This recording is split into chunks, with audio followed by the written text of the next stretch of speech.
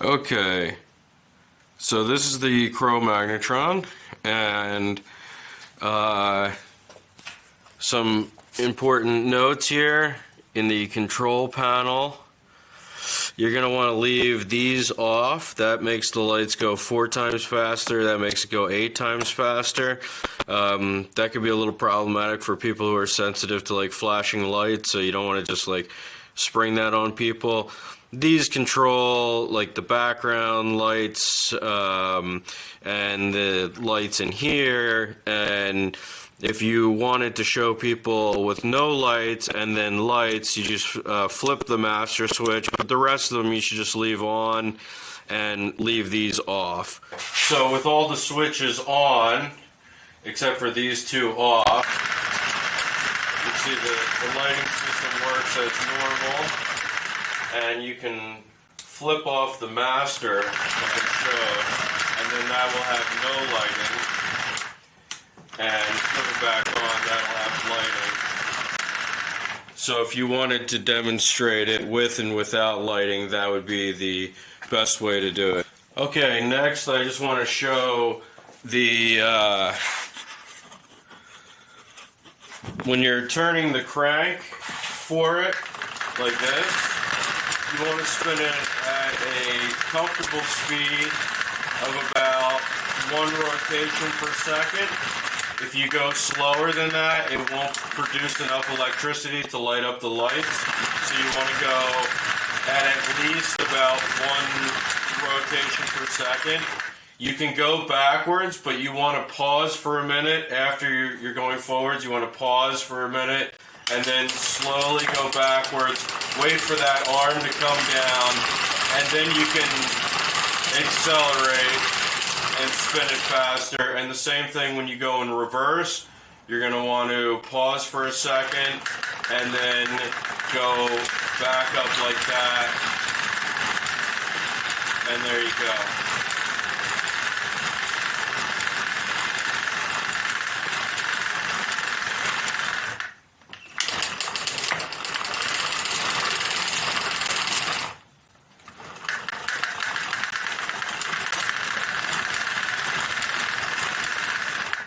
Just like that. But it's important to pause for a second in between going forward and reverse, and wait for that arm to really come down and go into place before you start really turning it. Okay, so now we're gonna open up the Kromagnatron, and to do that, on the left side here you'll see there's a clamp. You just want to open that, swing that back, and on the right side there's another clamp, so we're going to open that, swing that back. It'll basically stay in place, but you want to just make sure it doesn't drop down on you, surprising, and surprise you. And then you can basically just grab it from the top here and begin to pull it down. It'll start to pivot on its own very nicely. And you want to support it the whole way down until it reaches its sort of drop down point there, and the arms are fully extended, at which point it will hold the weight.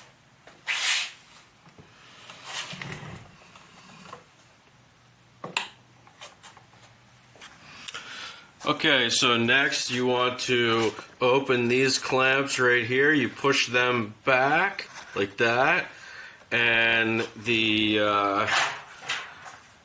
overhead light thing will come out, and you want to bring that out like that. Watch the wires, make sure they don't catch on the things below, and you want to bring this out just like this, and then this piece back here will come down and support it just like that.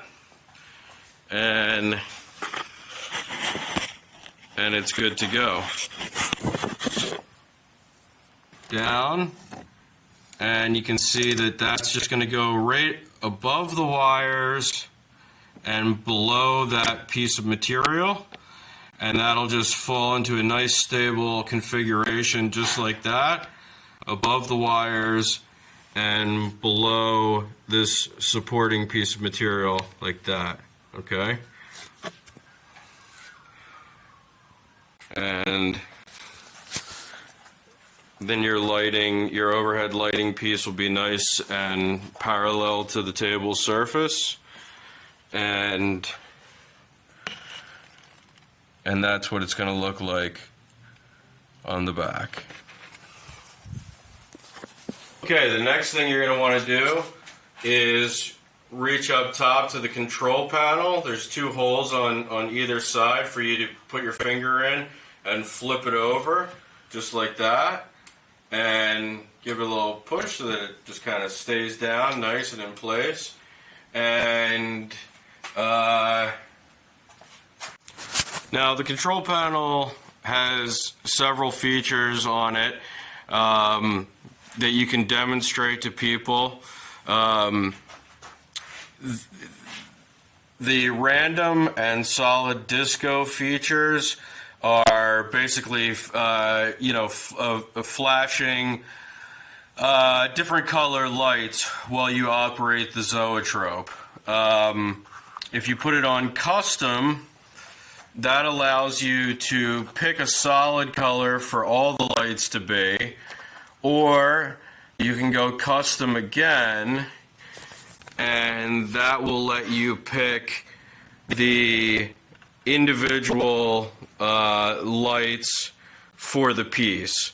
So these stage lights are the lights in the front that are down low. They're actually right along here in this area. And the lights controlled by these switches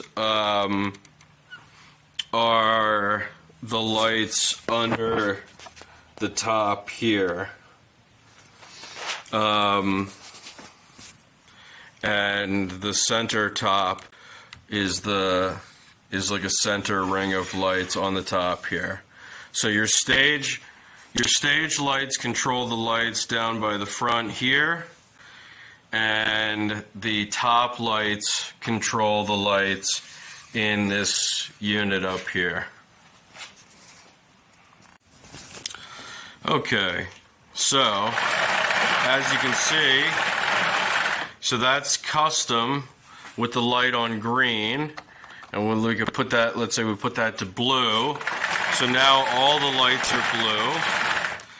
And if we put that on solid disco, the lights will cycle through, and they'll all be the same as they cycle through. If you go to random, that also cycles through a series of lights, but they're combined. So they're a different light down here than they are up here. And, it's got this cool funky look like that. There is another function in this that you may want to demonstrate if you feel comfortable, and that is this knob right here. So when this goes from this direction to this direction, the dots are the flashing lights that create the animated effect. The solid line is continuous light. So here's what it looks like under continuous light. It just looks like light with no breaks, and there's no animated effect to it. If we flip that to the intermittent flashing light, then you get the animated effect. And you can see that'll work with the various light changing things. So here's the light flash, here's the random lighting configuration. And that is with solid lighting. And if we flip that over to intermittent lighting, then we get the animated effect of the zoetrope. Okay. I would recommend for the purposes of display that you maybe don't get too lost in the features. Maybe stick to the primary colors and you can go to custom, and if you do that, you'll see that. Okay, so I don't know to what degree your museum staff is going to want to toggle with all the features. There's no need for them to touch anything on this side of the control panel up here. That's about plugging in an external battery source. If they want to toggle the custom features, as you can see, the things light up when you point the knobs towards those things and give you the custom colors down below. But you may, obviously, so maybe you want to demonstrate that. It's easier probably for your people to just go through the, primary colors and sort of demonstrate that, and maybe demonstrate the various color changing modes. But I will, I'm going to leave that in your hands. Okay, so putting it away is similar to the way it came back. You just want to flip this back over and up above. And then you want to bring that down like that. And drop the clips into place like so.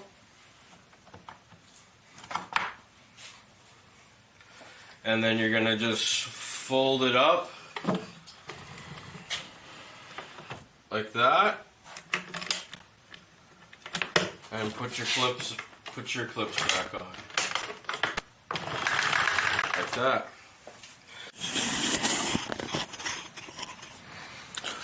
Okay, so one little special note here: when you go to put this back in place, these clips can be a little stiff. You're not going to break them. You just have to, sometimes it takes a little bit of force to get it to go down.